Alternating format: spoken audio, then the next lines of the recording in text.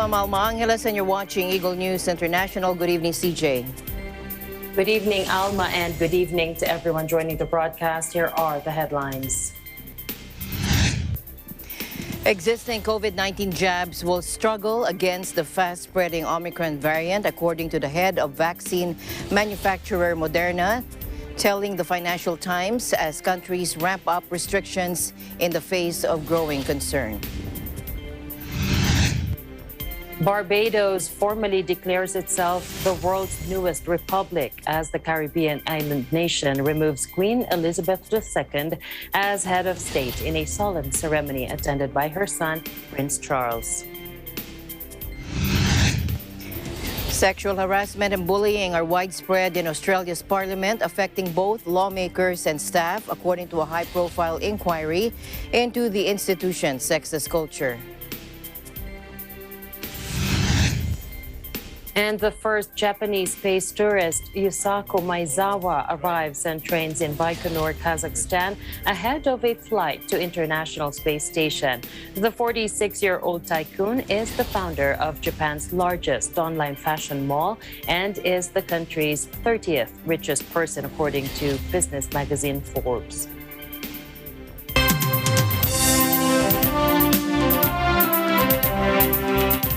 First in our news, existing COVID-19 jabs will struggle against the Omicron variant, and it will take months to develop a new shot that works. That's according to the head of the U.S. vaccine manufacturer Moderna, telling the Financial Times. Stefan Bancel told the newspaper in an interview published Tuesday that data would be available on the effectiveness of current vaccines in the next 2 weeks, but scientists were not optimistic. All the scientists I've talked to are like, this is not going to be good, he told the newspaper. The World Health Organization has called the risk from Omicron very high, and Bancel said researchers were concerned because 32 of the 50 mutations found in the Omicron variant were on the spike protein, a part of the virus that vaccines use to bolster the immune system against COVID. He told the Financial Times there would be a material drop in the effectiveness of current jabs against Omicron. Moderna has already said it is working on an Omicron-specific vaccine, as is U.S. drug maker Pfizer.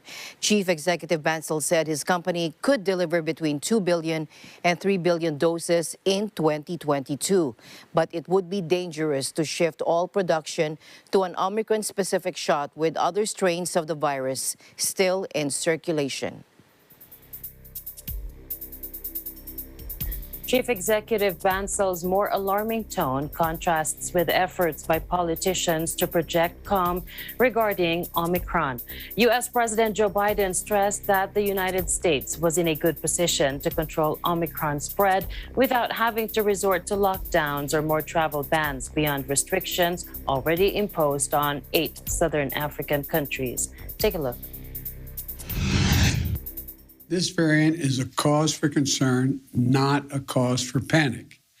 We have the best vaccine in the world, the best medicines, the best scientists, and we're learning more every single day.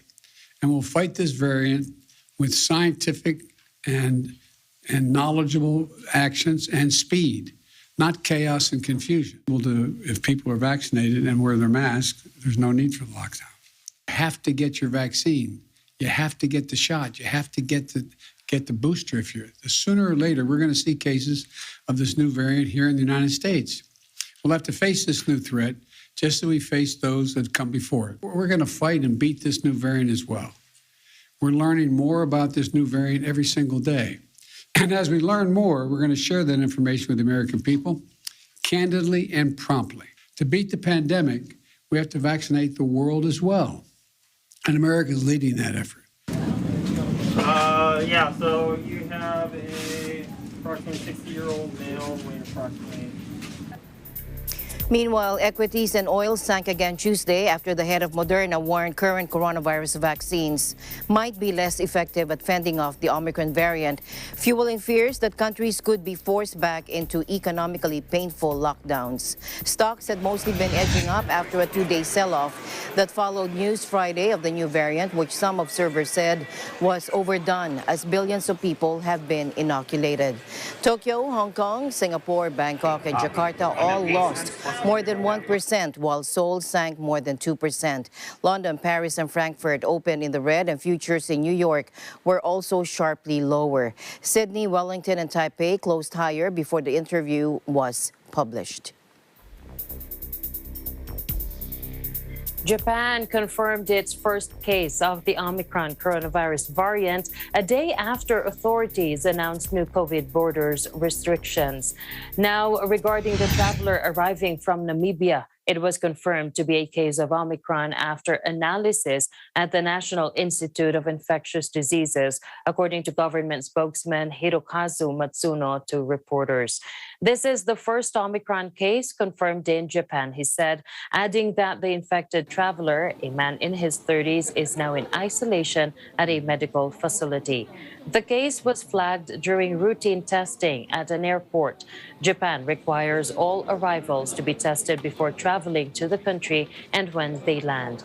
The announcement came a day after Japan tightened its border rules again, barring all new foreign arrivals just weeks after relaxing tough regulations to allow some students and business travelers entry. The new rules mean only Japanese citizens and existing foreign residents can enter the country, with few exceptions, and those coming from areas with known Omicron cases require hotel quarantines ranging from 3 to 10 days.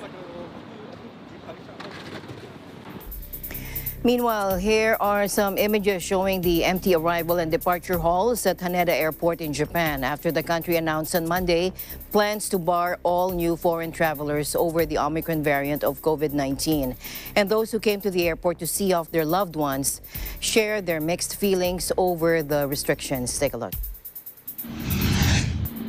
帰ってきた時に、帰ってこれるかなも心配ですし、帰ってきた時の隔離、そういうのもまたどうなるのかわからないので、不安ですね。実は彼こっちで感染してて1回ですごく悪化して入院で肺炎でやっぱりすごく大変な思いをしてるので、それがちょっと心配。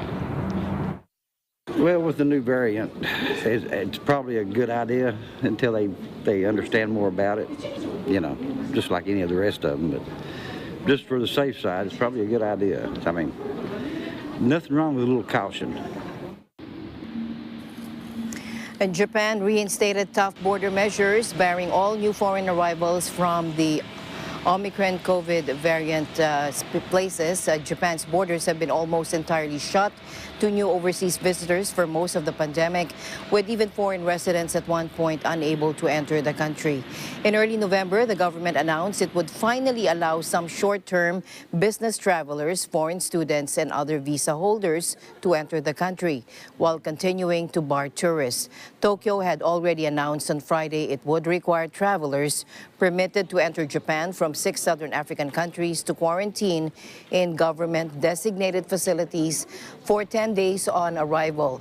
And the step was expanded to a total of 9 countries over the weekend.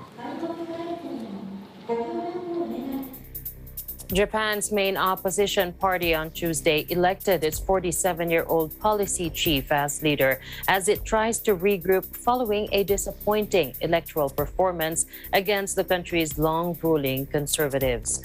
Kenta Izumi, who is far from a household name in Japan, takes the helm of the Constitutional Democratic Party after its celebrated founder Yukio Edano stepped down over poor results in October's election.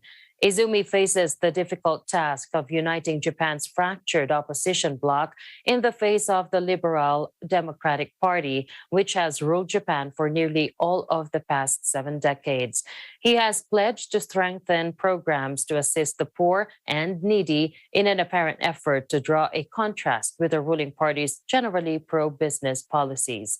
Japan's opposition had been hopeful that they could capitalize in October's vote on public discontent with the ruling party's virus response after a summer of infection surge. But instead, the LDP under new Prime Minister Fumio Kishida secured a strong majority. A 69-year-old man has been rescued in rough seas off Japan after spending 22 hours drifting in open water, with one official calling his survival a miracle.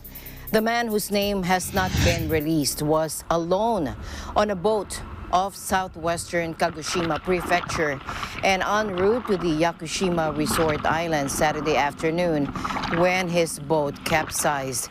He managed to call a colleague on the island to alert him, but was not found until nearly a full day later, according to the Coast Guard, when rescuers spotted him sitting on the engine of his capsized boat, clasping a propeller part.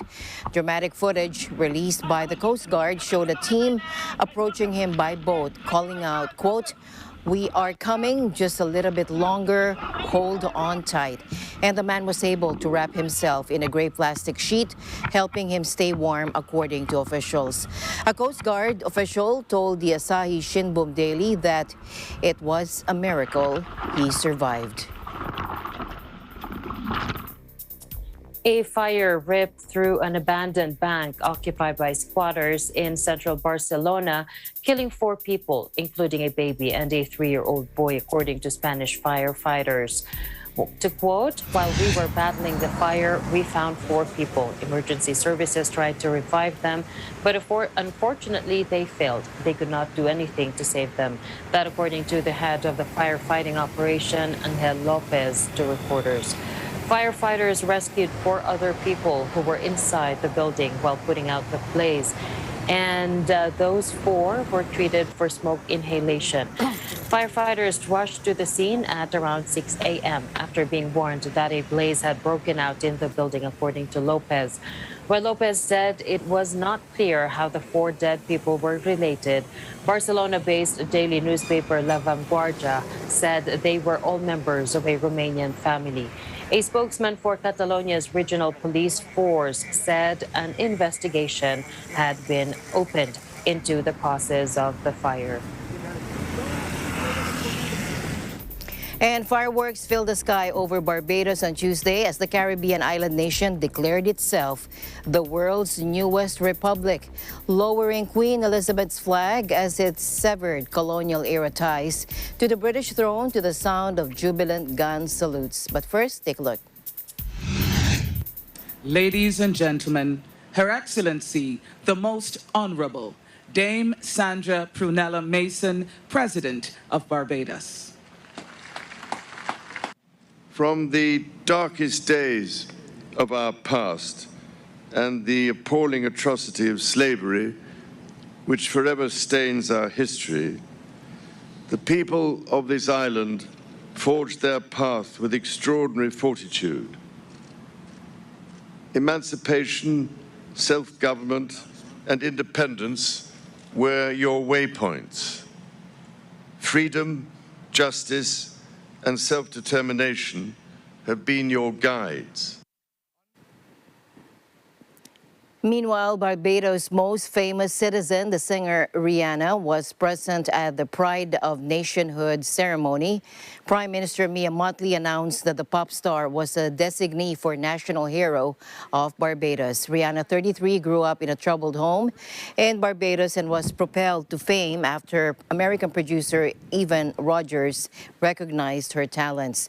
The star parlayed her musical success into a makeup and fashion empire with earnings that now dwarf those of other megastars such as Madonna and Beyonce. Motley said the government chose to honor Rihanna as the first national hero designated by the new republic as a signal to the world.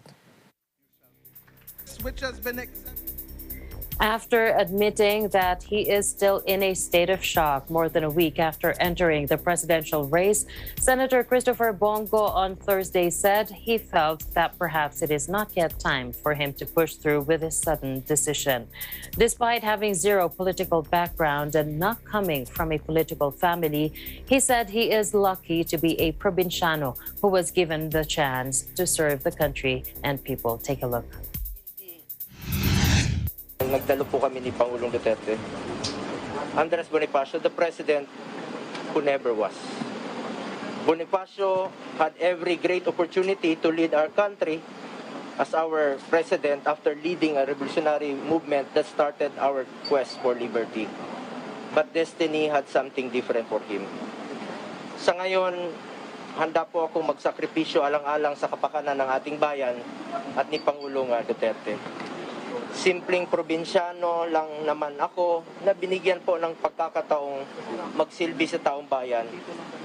Hindi ko po inambisyon na maging presidente. Puro serbisyo lang po ako dahil ang bisyo ko po ay magserbisyo. Hindi naman ako politiko.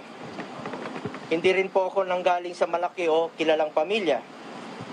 Hindi po ako nasanay sa madumi at mainit na klase ng politika.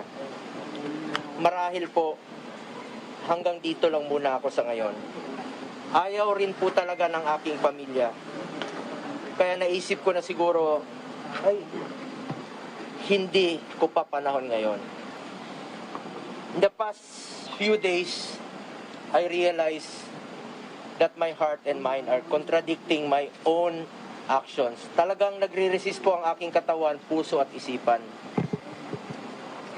Tao lang po ako na nasasaktan at napapagod rin po. That is why I am withdrawing from the race.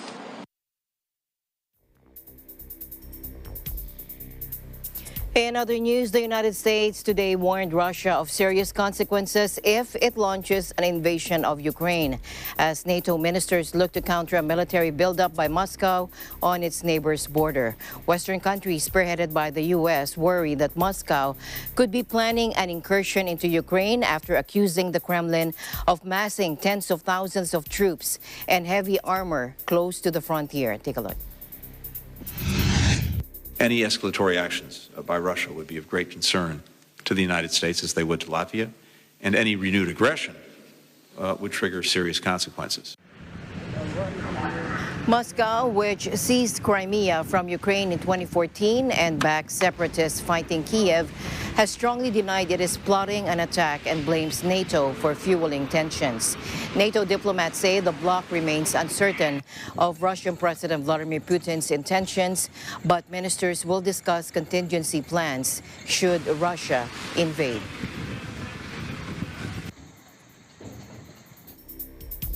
Sexual harassment and bullying are widespread in Australia's parliament, affecting both lawmakers and staff. A high-profile inquiry into the institution's sexist culture has found just that. It was launched amid widespread outrage at the alleged rape of parliamentary staffer Brittany Higgins inside a minister's office after a night out with Conservative Liberal Party colleagues. Her allegations, which are still before the court, fueled nationwide demonstrations and demands for reform. After a 7-month investigation, a government-backed report on Tuesday said 1 in 3 people currently working at Parliament have experienced some form of sexual harassment while working there. That included 63% of the country's female parliamentarians.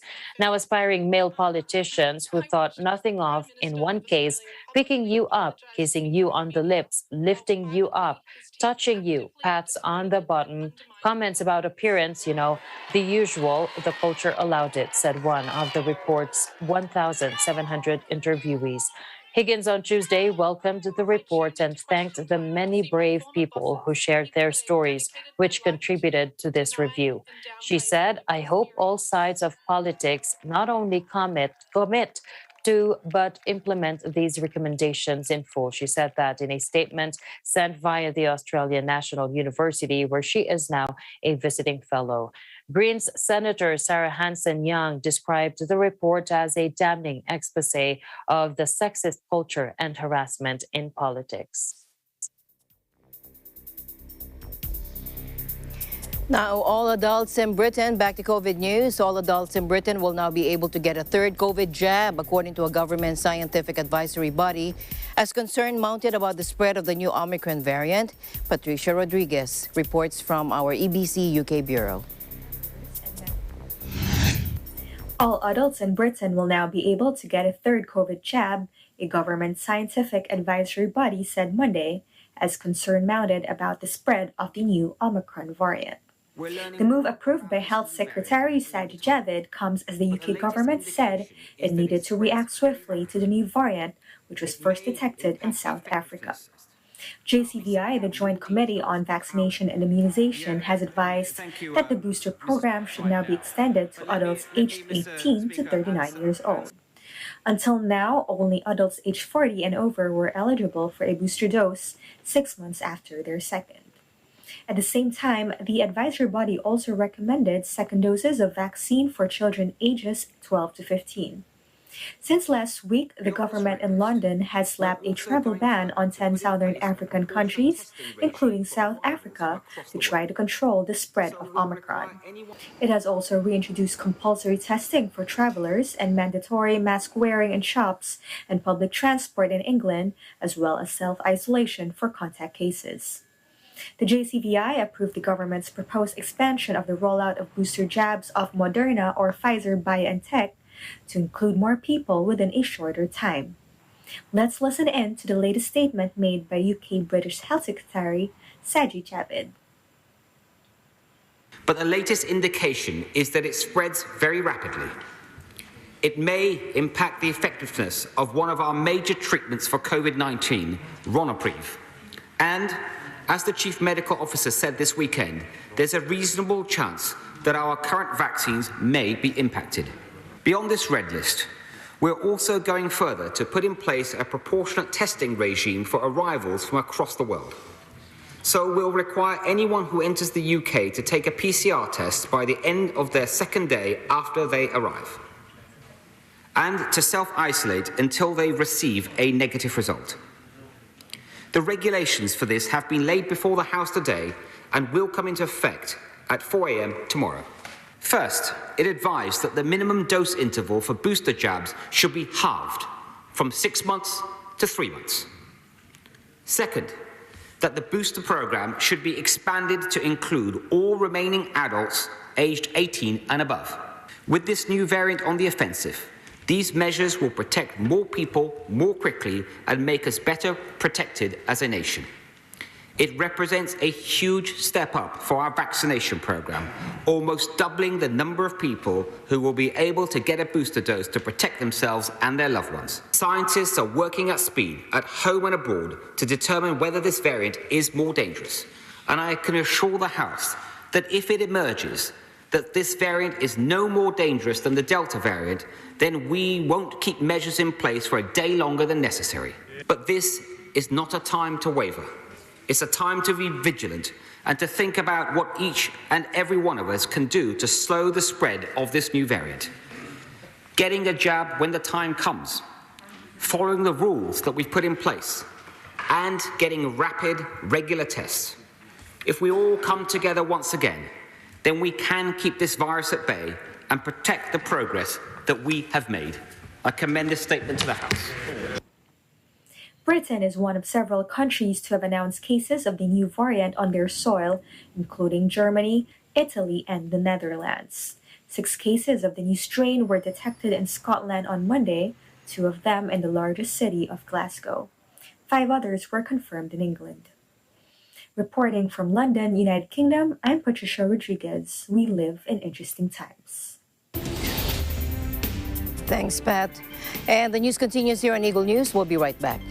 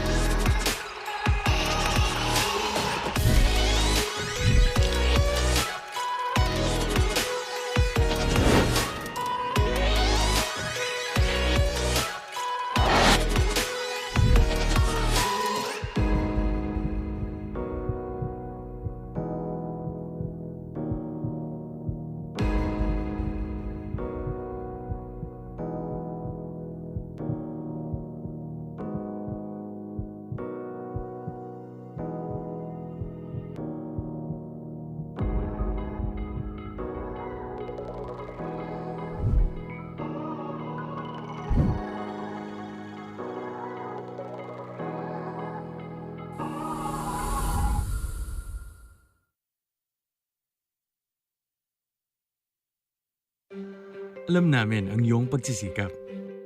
Dama namin ang iyong mga sakripisyo. Kita namin ang pagharap mo sa bawat pagsubok. Kaya sa kabila ng mga hamon ng buhay, nandito kami para umalalay. Kasi katulad mo, gusto rin namin ang magandang bukas para sa kanya.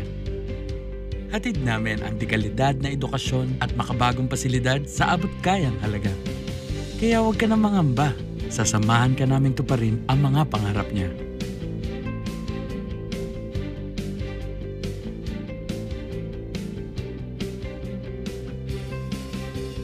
Maaasahan mong sulit dito ang mga pinagsikapan mo. Sa aming mga makabagong pasilidad at sistema ng edukasyon. Mailalabas natin ang aking talino at mga kakayahan niya. Kahit sa munting halaga, makakasiguro ka na makakasabay siya sa mabilis na pag-ikot ng mundo. Sa New Era, karamay mo kami sa bawat hamon. Kaagapay mo kami sa bawat hakbang. Kasama mo kami sa bawat ngiti at tagumpay.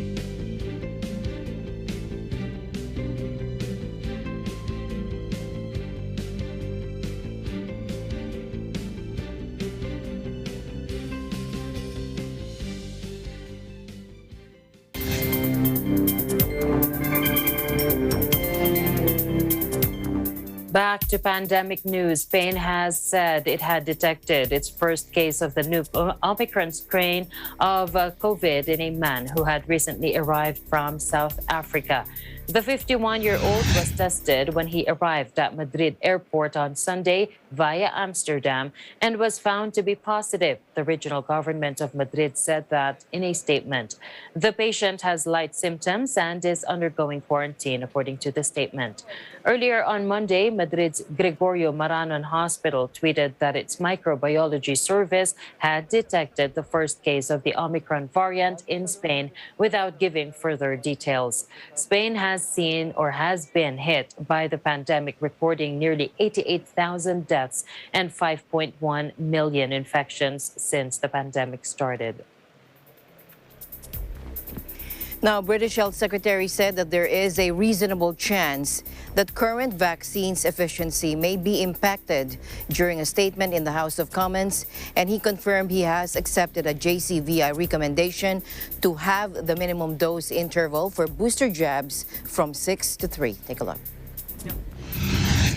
We're learning more about this new variant all the time, but the latest indication is that it spreads very rapidly.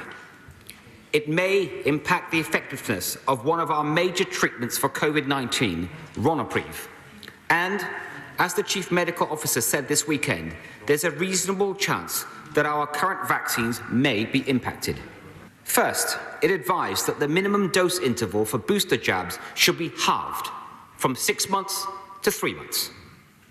Second, that the booster program should be expanded to include all remaining adults aged 18 and above. With this new variant on the offensive, these measures will protect more people more quickly and make us better protected as a nation.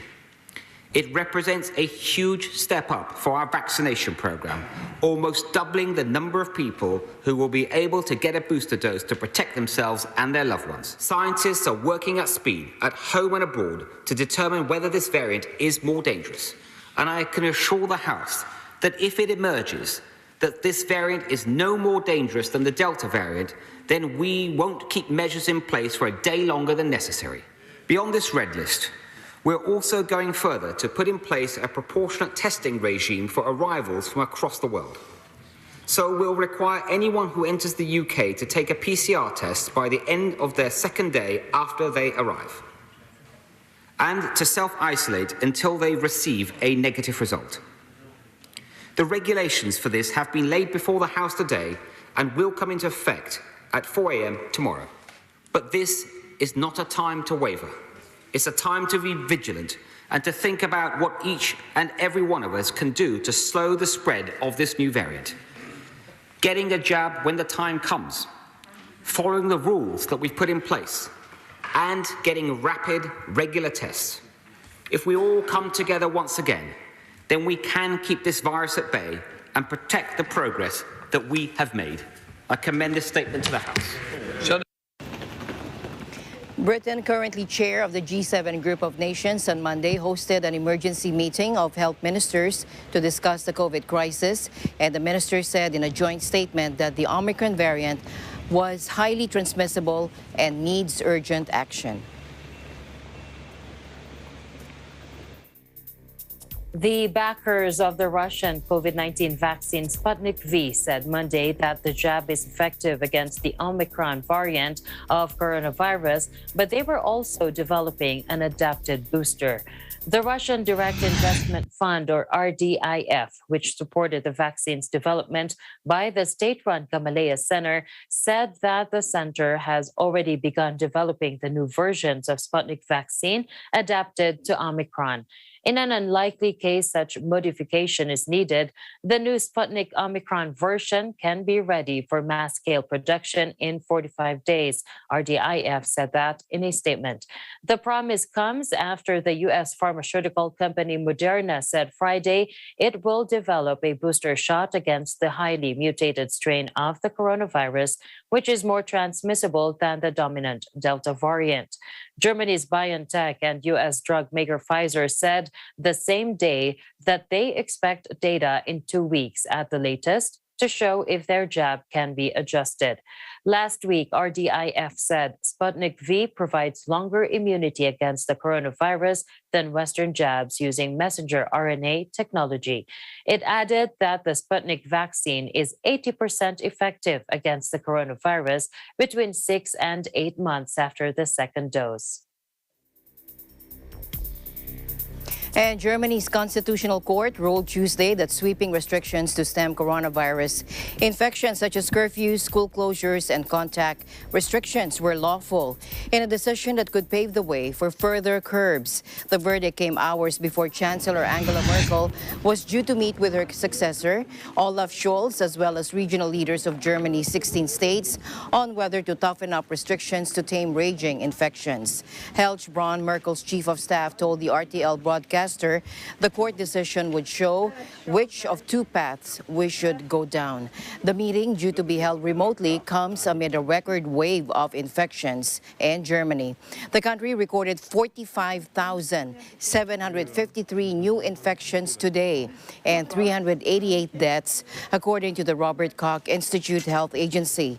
Hospitals have long been sounding the alarm, with many already over capacity and sending patients to other parts of Germany. Germany's Vice Chancellor in waiting, Robert Habeck, on Tuesday called for tougher restrictions to slow the spread of the disease. Filipinos may be required anew to wear face shields as many countries scramble to prevent the entry of the new Omicron COVID-19 variant. This was recommended by the members of the Interagency Task Force for the Management of Emerging Infectious Diseases during a meeting with President Rodrigo Duterte on Monday night.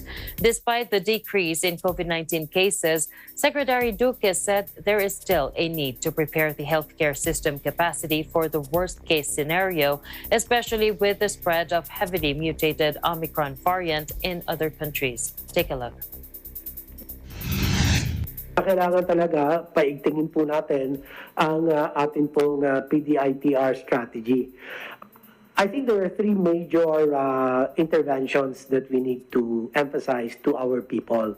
Number one is the enforcement of the compliance to the minimum public health standard. So, yung sinasabi niyo po, sir, mask, at now, ako ho, ang talagang face shield ay under the 3C's context. In the closed spaces, mag-face shield.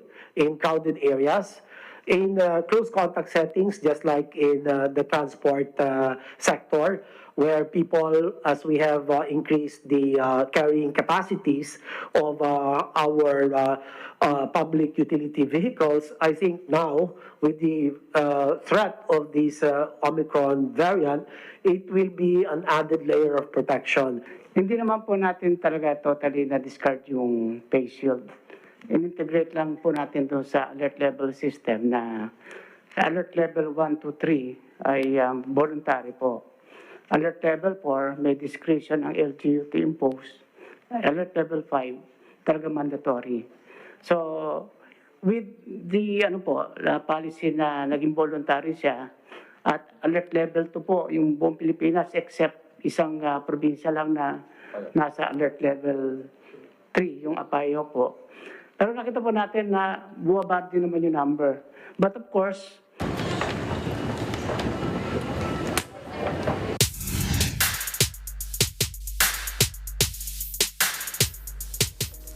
Weak explosion at Mount Pinatubo was recorded between 12:09 p.m. to 12:13 p.m. The Philippine Institute of Volcanology and Seismology reported today, this afternoon.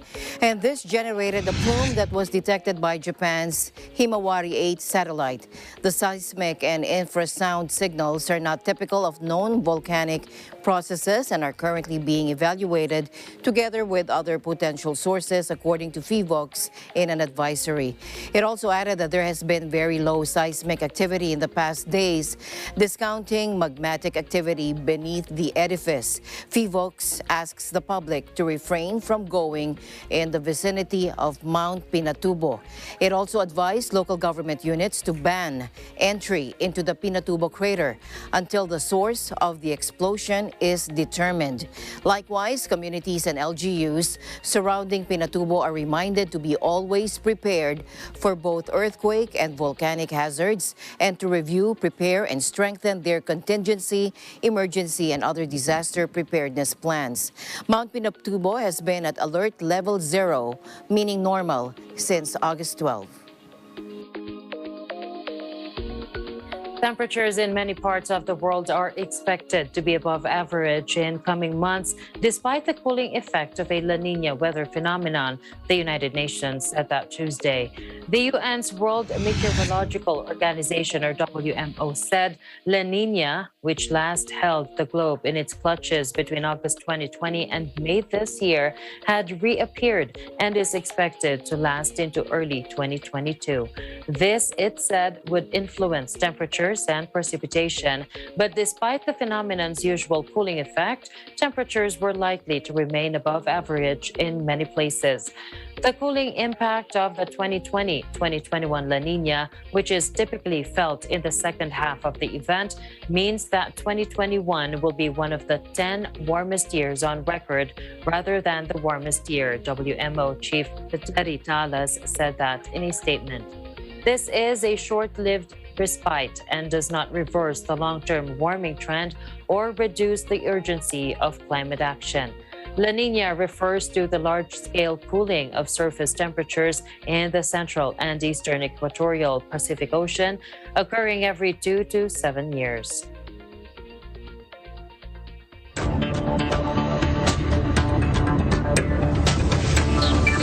And just as it was recovering from the body blow of the COVID-19 pandemic, the global economy has taken yet another hit from the Omicron variant of the virus, which has led to a raft of new travel restrictions. And first reported to the World Health Organization in South Africa less than a week ago, the new strain has rapidly spread everywhere from Africa to the Pacific and from Europe to Canada, causing dozens of countries to announce travel restrictions. The severity of the economic impact will depend on how dangerous the variant proves to be and how well existing vaccinations stand up to it. And that has meant that even with the most favorable scenarios in mind, economists are already revising their 2022 forecasts downwards. The IMF, or the International Monetary Fund, which expects growth of 4.9% for the next year, has been insisting for months that the coronavirus and its variants remain the main threat. The economic impact could be modest, in the order of 0.25 percentage points on global growth in 2022 if Omicron causes relatively mild symptoms and the vaccines are effective, according to Gregory Dacko, chief economist at Oxford Economics. In the worst-case scenario in which Omicron proves extremely dangerous and large swaths spots of the world are in lockdown again, 2022 growth could fall to around 2.3% as compared to 4.5% expected by Oxford Economics before the variant emerged. Mr. Daco said, and in such a scenario, it is not certain that governments which have stumped up trillions of dollars in aid since the start of the pandemic would be willing to put in place further fiscal stimulus packages, especially if vaccines are available.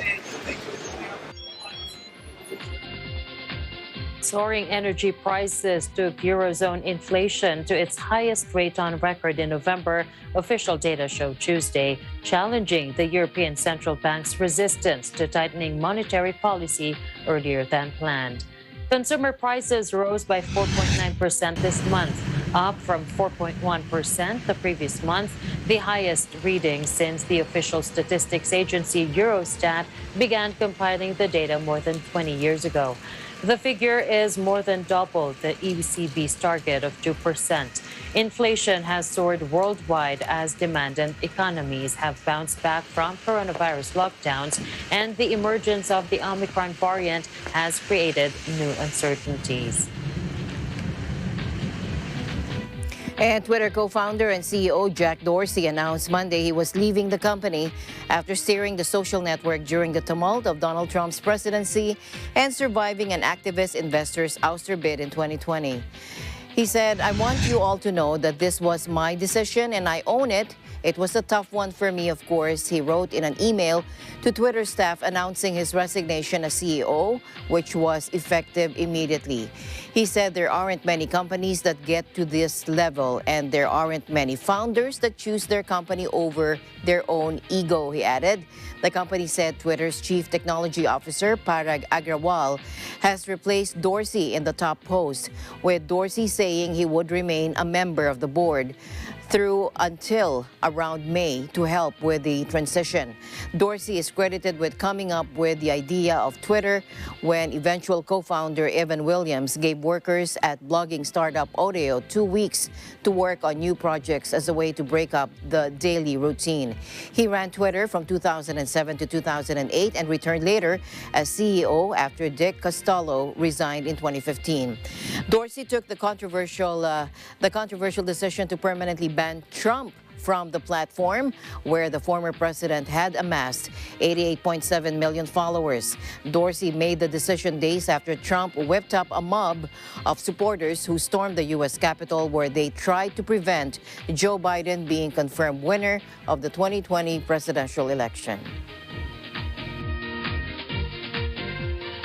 Despite the looming threat of the Omicron variant of the coronavirus, Malacanang on Tuesday said it is confident that the Philippines could still achieve its target of 4% to 5% economic growth by the end of 2021. In August, the government slashed its economic growth target to 4% to 5% from the previous 6% to 7% to reflect stricter mobility restrictions declared to prevent the spread of the Delta variant of COVID-19. Take a look. Nagsalita na rin po ang NEDA at ang ating mga economic managers tungkol dyan. We are confident, no? To now, we are confident na mararating natin yung ating economic growth targets. Barring any unforeseen circumstances, no? Kung patuloy itong pagbaba ng kaso, patuloy rin po yung pagbaba rin ng mga ADAR, ang 2-week growth rate, ang pati patuloy pa rin po yung safe reopening natin ng ating ekonomiya, then we're very confident that we will reach our growth targets. Kaya nga po, panawagan natin sa lahat, kailangan magpakuna po tayo, mas maraming taong mapakunahan natin, then mas magiging kampante po ang lahat, ang negosyo, ang mga livelihoods, ang trabaho, mas magiging bukas din po ang ating ekonomiya, especially pag nakikita natin na mas marami sa ating mga kababayan abonado at nakikita natin yung result ng lahat ng ginagawa nating pagbabakuna ng ating mga kababayan, yung tuluyang pagbaba ng mga numero ng COVID-19 cases natin sa buong bansa.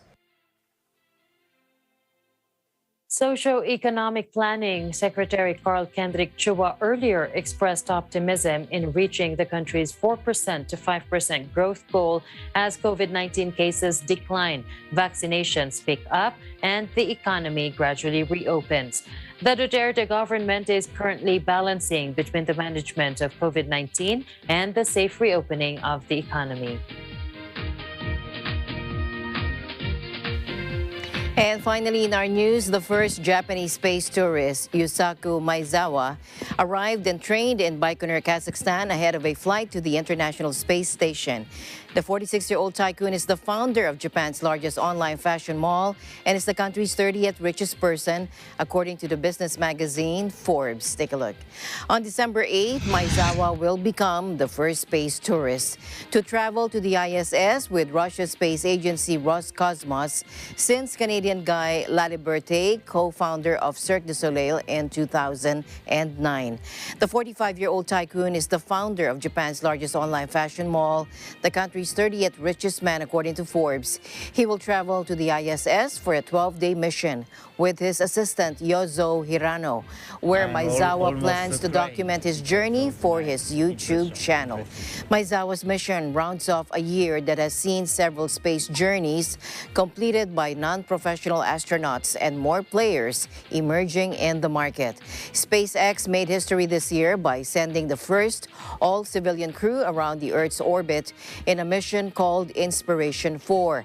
Blue Origin, the company of Amazon founder Jeff Bezos, and Virgin Galactic of billionaire Richard Branson, offered the experience of a few minutes of weightlessness before coming back to Earth.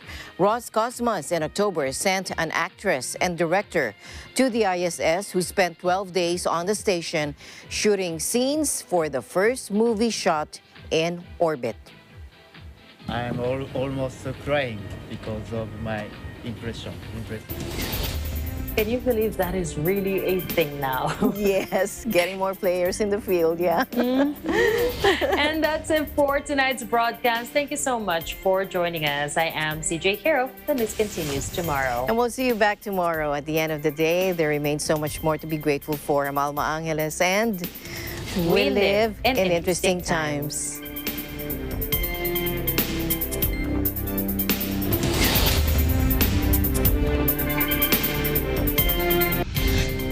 This program is supported by SMC Global Power,